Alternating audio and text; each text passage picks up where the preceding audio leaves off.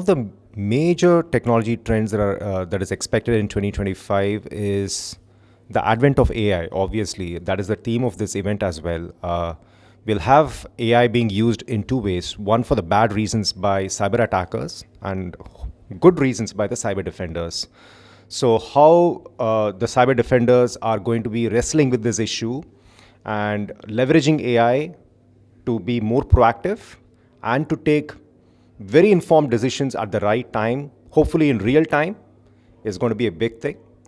The other major trend is that the CISO of today will also have to lead the business, because cybersecurity is and can be a game changer for business. So how exactly are they going to work with the rest of the business and especially interact with the board of directors? That is another major thing that people are talking about in 2025.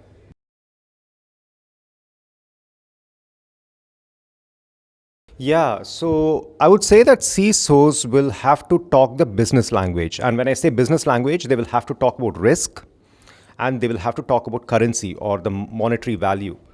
So they will have to have a long-term view about where the business is heading and what risk the business is exposed to. They will have to quantify that.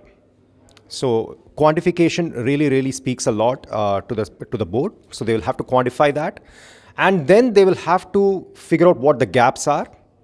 And once they figure out the gaps, they will have to make decisions on investing in the right technology, AI included, and make a strong case to the board that in case they were to adopt this particular technology, how much of an impact, a business impact, is it going to have on their organization. So on the whole, yes, they are investing money into the technology, into defensive tools, but on the whole, because it is able to protect the organization from cyber attacks, what is going to be the monetary output? What is going to be the ROI? They will have to be able to work all of this out.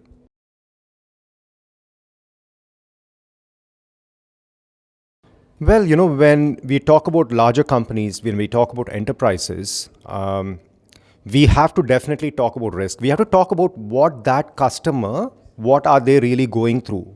See, every company is unique. So they will all have their own unique challenges. They will have their risk challenges. They'll have their privacy and security challenges.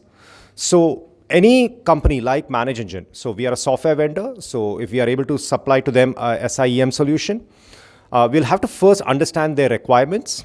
We'll have to understand what it is that they are really exposed to in their environment, and then personalize our offering to them.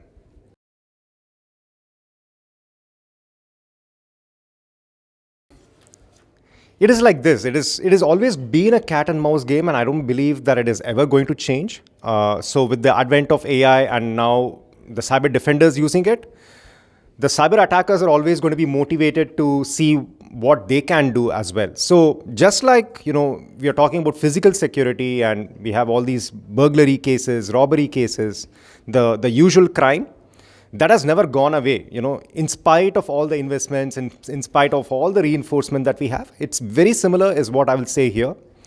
But with AI, it will definitely be a game changer. Now, finally, cyber defenders will also have a very advanced technology on their hands, and they will be able to predict what a particular cyber attacker is going to do.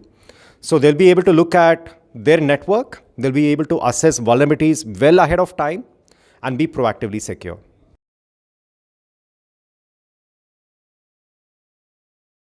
I believe that the DPDP Act is going to be a landmark as far as compliance goes in India.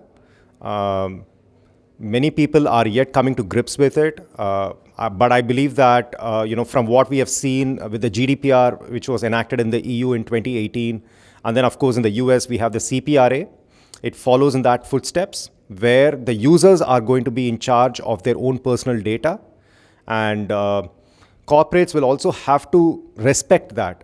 So if you want to be a successful organization, you'll have to basically have privacy by design, where each and every touch point with a possible consumer is looked at very closely. And anytime data exchange happens, well, policies will have to be written for that. And these policies will have to be made transparent so that The people that you're working with, the consumers that the organization is working with, they are well aware of what is going on.